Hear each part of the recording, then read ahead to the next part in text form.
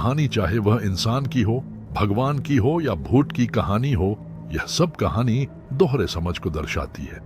एक समझ वह जिस रूप में व्यक्ति कहानी को समझते हैं तथा दूसरी वेशभूषा में जो कहानी असल में समझाना एवं बतलाना चाहती हो। ऐसी ही एक भूत की कहानी आपको डराने के लिए प्रस्तुत किया जा रहा है।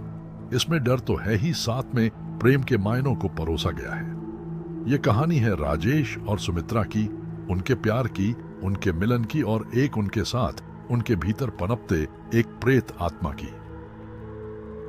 कसौली से जुड़ी एक डरावनी कहानी। राजेश और सुमित्रा एक ही कॉलेज में एक साथ एक ही क्लास में पढ़ते थे।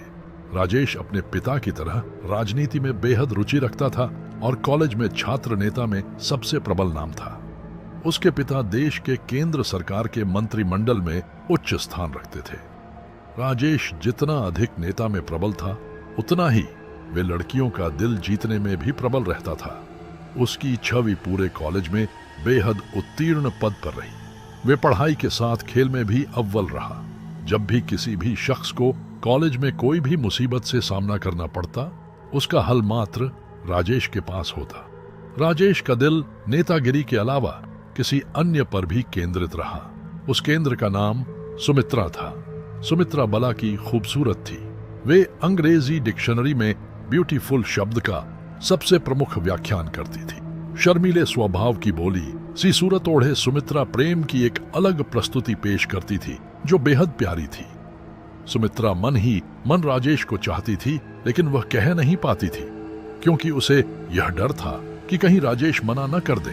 क्योंकि राजेश बेहद अमीर घर से ताल्लुक़ रखता था, तो वहीं सुमित्रा एक सामान्य परिवार की बेटी थी। एक दिन सुमित्रा कॉलेज से घर की ओर जा रही थी।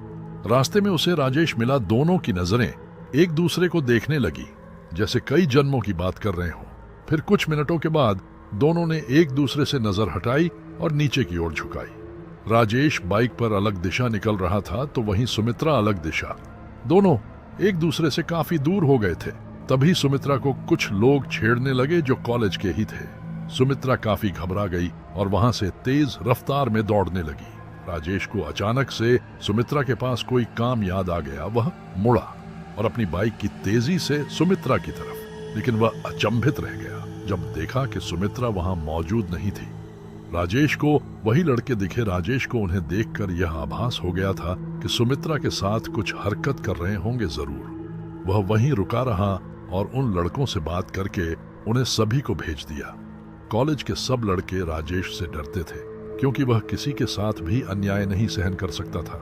जैसे ही वह गए, राजेश ने सुमित्रा को ढूंढने की कोशिश करी, लेकिन वह काफी देर तक नहीं मिली। परंतु जैसे ही वह वापस जा रहा था, तभी उसको कुछ रोने की आवाज आने लगी। यह आवाज एक गली से आ रही थी। राजेश ने उस गली की तरफ मुड़कर देखा तो सुमित्रा को पाया। सुमित्रा काफी भयभीत थी। राजेश ने उसे अपने बाहों में ले लिया और उसे भरोसा दिलाया कि वह उसे कुछ नहीं होने देगा।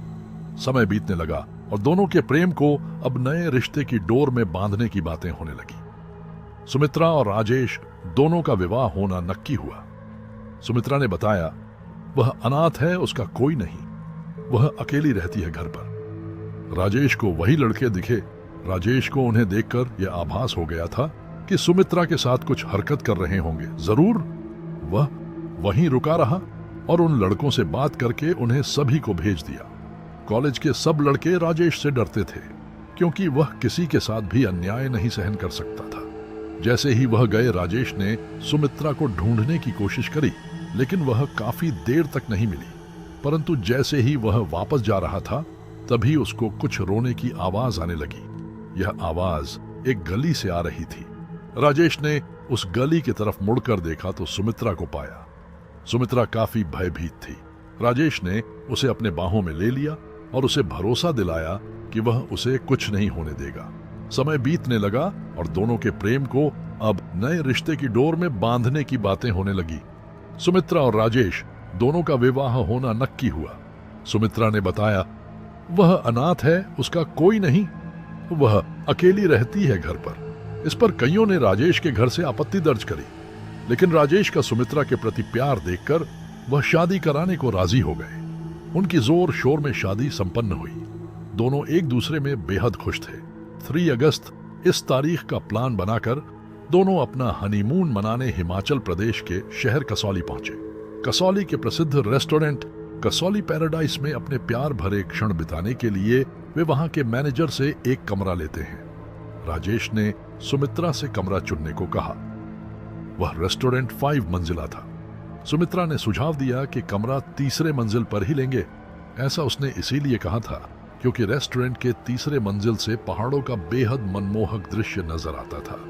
इसी कारण 3री मंजिल के कमरे महंगे भी होते थे और जल्दी फूल भी हो जाते थे। मैनेजर ने उन्हें 304 नंबर की चाबी दी और वेटर को बुलाया ताकि वह सामान लेकर जा सके।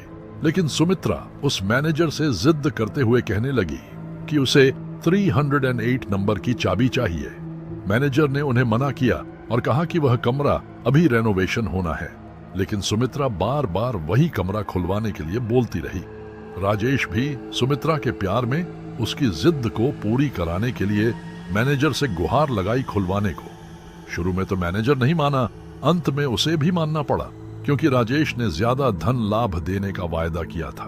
अगले दिन उसकी लाश पहाड़ से बरामद होती है। इंस्पेक्टर रणदीप सिंह को तहकीकात करने की जिम्मेदारी मिलती है। उस लाश के पोस्टमार्टम रिपोर्ट के मुताबिक राजेश मौत से पहले उसकी धड़कन काफी तेज चल रही होती है। इंस्पेक्टर सुमित्रा को ढूंढने की कोशिश करते हैं, लेकिन उन्हें सुमित्रा का कहीं नहीं पता चलता। मैनेजर से इंस्पेक्टर सीसीटीवी कैमरे की फुटेज मांगता है, परंतु वह रिकॉर्डिंग देखकर परेशान हो जाता है। सीसीटीवी कैमरे में सुमित्रा की कोई फोटो नहीं दिख रही होती। इंस्पेक्टर को यह मैनेजर की चाल लगती है। इंस्पेक्टर राजेश के घर पर उसकी मौत की खबर लेकर पहुंचता है। सभी परिवार वाले आहत हो जाते हैं। इसी वक्त राजेश का भाई इंस्पेक्टर से सुमित्रा के बारे में पूछता है। इंस्पेक्टर कहता है कि कमरे में तो हमें कोई नहीं मिला। सब घर वाले कहते हैं कि राजेश और सुमित्रा का हाल ही में विवाह हुआ था। इंस्पेक्टर ने उन्हें सुमित्रा के परिजनों को फोन करने को कहा। इंस्पेक्टर को फिर पता चला कि सुमित्रा का तो कोई है ही नहीं। कॉलेज में भी पता करने गया तो पता चला कि कॉलेज में नहीं। वह कॉलेज में भी पता करने गया तो पता चला कि कॉलेज में सुमित्रा नाम की कोई लड़की ने कभी एडमिशन ही नहीं लिया था। वह वाकई में एक भूत थी। हम उम्मीद करते हैं कि आपको यह भूत की कहानी पसंद आई होगी। ऐसे ही अन्य कहानी के लिए वीडियो को लाइक और चैनल को सब्सक्राइब करें ताकि हम आपके लिए ऐसे ही भूत की कहानी लाते रहेंगे। धन्यवाद।